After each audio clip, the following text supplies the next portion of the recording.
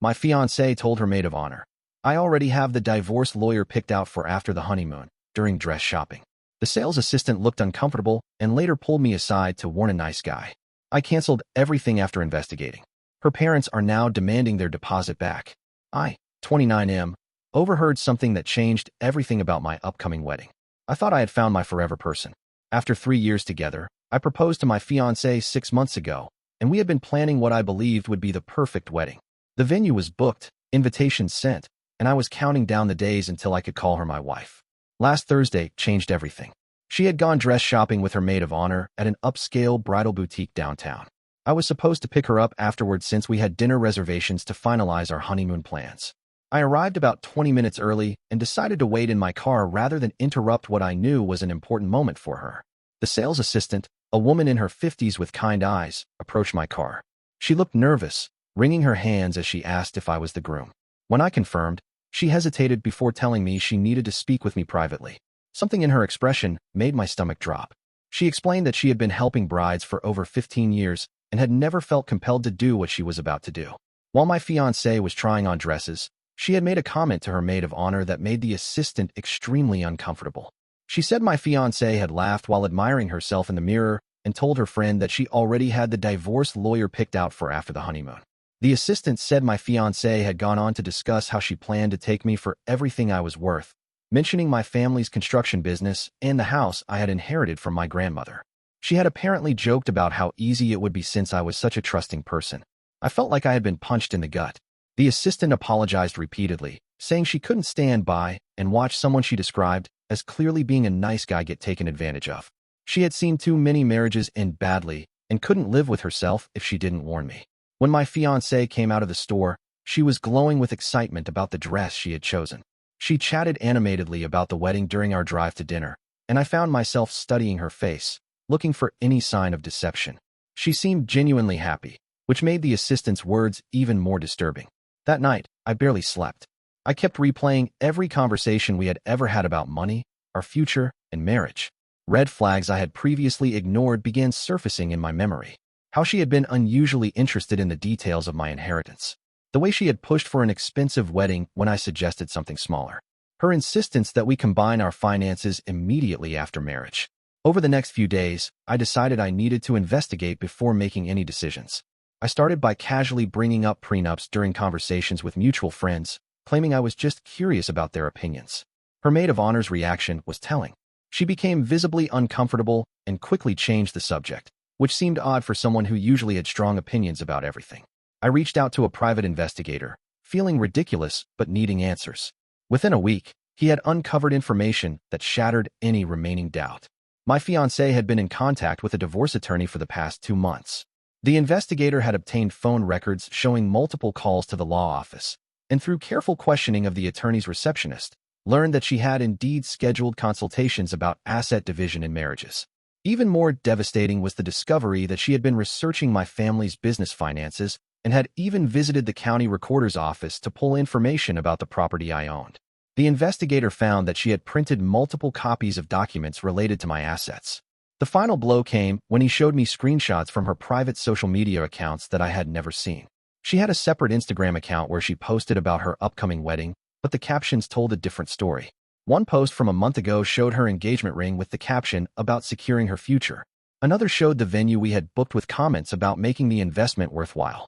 Most damning was a private message thread with a college friend where she explicitly discussed her plan to divorce me after a year or two once she could claim entitlement to half of everything. She had written about how she had specifically targeted me because of my family's money and my trusting nature. I spent the weekend processing everything, feeling like my entire relationship had been a lie. Every sweet moment, every plan we had made together, every time she said she loved me, it all felt tainted by the knowledge of her true intentions. On Monday morning, I made the hardest decision of my life. I called off the wedding. I started by contacting all the vendors to cancel our contracts. Some were understanding when I explained there had been a change in circumstances, while others were less sympathetic about the short notice. The financial loss was significant, but it was nothing compared to what I would have lost if I had gone through with the marriage. Next, I called my fiancée and asked her to meet me at a coffee shop near her work. When she arrived, looking confused by my serious tone over the phone, I told her I knew about her plan. I explained what the sales assistant had overheard and what my investigation had revealed. Her reaction was everything I needed to confirm the truth. Instead of shock or denial, she became defensive and angry. She accused me of violating her privacy by hiring an investigator and claimed I was overreacting to what she insisted was just a joke between friends. When I pressed her about the lawyer consultations and the documents she had obtained, she finally dropped the act. She told me I was stupid if I thought she would marry someone without protecting her own interests. She said every smart woman had backup plans and that I was naive to expect otherwise. When I pointed out that her backup plan involved deliberately deceiving and financially destroying me, she shrugged and said that was just how the world worked. The conversation ended with her storming out, but not before telling me I would regret this decision and that no one would ever love me like she did. That evening, her parents called me. They were furious about the canceled wedding and demanded to know what had happened. When I explained the situation, their reaction surprised me. Instead of being horrified by their daughter's behavior, they were angry at me for invading her privacy and accused me of trying to ruin her reputation. Her father informed me that they had contributed significant money toward the wedding expenses and expected to be reimbursed for their deposits. He said they had spent nearly $15,000 on various aspects of the wedding and insisted it wasn't fair for them to lose that money because of my cold feet. I explained that I wasn't suffering from cold feet, but had discovered their daughter's plan to defraud me. Her mother interrupted to say that their daughter was just being practical and that all women thought about financial security in marriage. She said I was being dramatic and unreasonable. The conversation became heated when I refused to reimburse them for their deposits. I pointed out that their daughter had entered into our relationship under false pretenses with the explicit intention of taking advantage of me financially.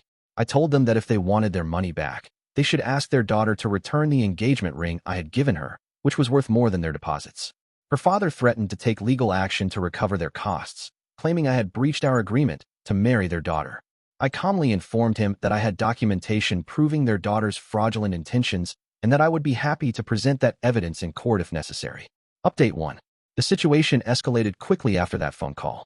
Within 2 days, I received a formal demand letter from their family attorney requesting reimbursement for all wedding-related expenses.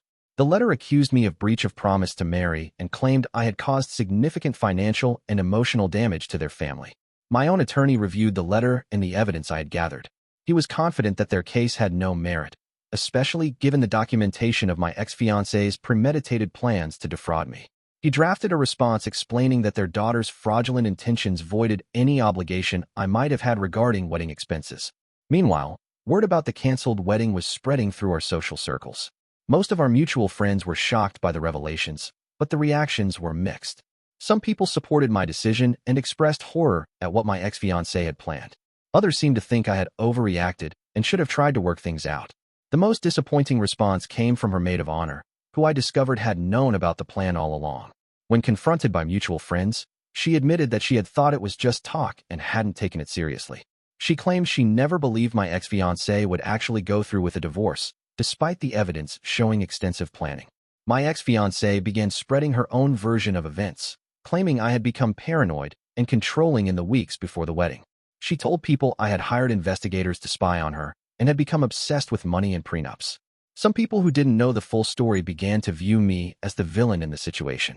The stress of dealing with the social fallout while managing the practical aspects of canceling a wedding was overwhelming. I had to contact over 100 guests to inform them of the cancellation, deal with vendors who were keeping deposits, and handle the legal threats from her family. Update 2. 3 weeks after calling off the wedding, things took an interesting turn. The sales assistant who had originally warned me contacted me through the bridal shop. She had heard about the canceled wedding through industry connections and wanted to check on me.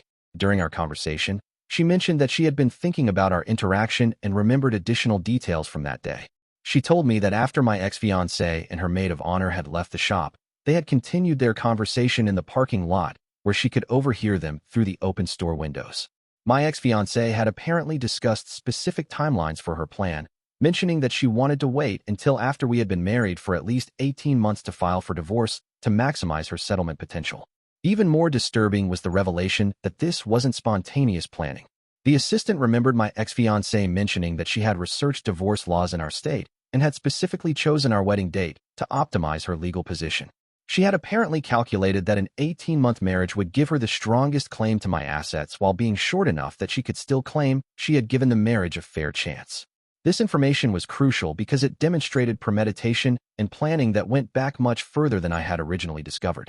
My attorney was thrilled with this additional evidence, as it strengthened our position against her family's legal threats.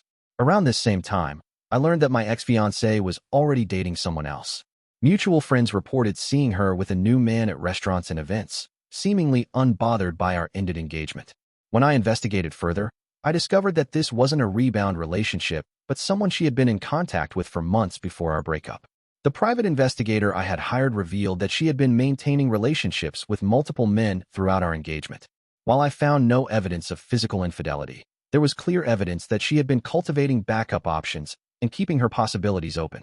Her family's legal threats intensified when they learned about these discoveries. They claimed I was harassing their daughter and engaging in stalking behavior. However, my attorney pointed out that all information had been obtained legally and that their daughter's behavior demonstrated a pattern of deception that justified my investigation. Update 3. The legal battle with her family reached a resolution after 2 months of back-and-forth correspondence. Their attorney ultimately advised them that pursuing their case would likely result in damaging publicity for their daughter and minimal chance of success, given the evidence of her fraudulent intentions. They agreed to drop their demands for reimbursement in exchange for my agreement not to pursue any legal action against their daughter for fraud or intentional infliction of emotional distress. While part of me wanted to hold her accountable for her actions, I decided that moving forward was more important than prolonging the conflict. The financial cost of the canceled wedding was substantial. Between lost deposits, vendor cancellation fees, and legal expenses, I estimated the total cost at around $30,000. However, my attorney pointed out that this was significantly less than what I would have lost in an eventual divorce, making it the best money I had ever spent. The social consequences took longer to resolve. Some friendships were permanently damaged by people's reactions to the situation. I lost respect for several people who I had considered close friends when they suggested I should have overlooked my ex-fiancée's plans or tried to change her mind about her intentions. However, I also gained a deeper appreciation for the friends who supported me unconditionally. The people who mattered most understood that I had made the only reasonable choice given the circumstances. Their support helped me process the betrayal and begin moving forward. 6 months later, I learned that my ex-fiancée had become engaged to the man she had been seeing. Mutual friends reported that she was already planning another elaborate wedding and making similar comments about financial security and backup plans. I felt sorry for her new fiancé, but had no way to warn him without appearing vindictive.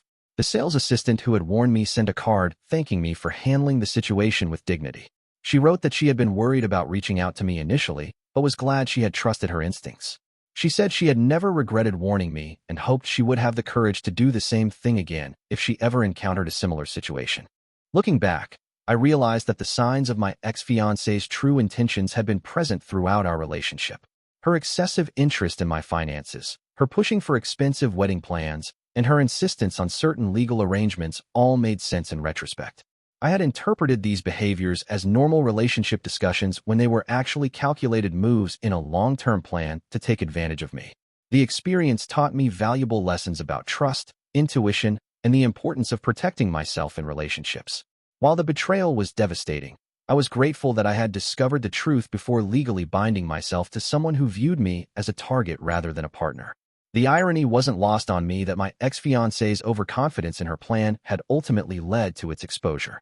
If she had been more discreet about her intentions, she might have succeeded in her scheme. Her casual discussion of her plans in a public place with a witness present was the mistake that saved me from years of manipulation and financial destruction. Today, I'm rebuilding my life with a clearer understanding of what I want in a partner and what red flags to watch for in future relationships. The experience was painful, but ultimately protected me from a much worse fate. Sometimes the most devastating betrayals turn out to be the greatest blessings in disguise.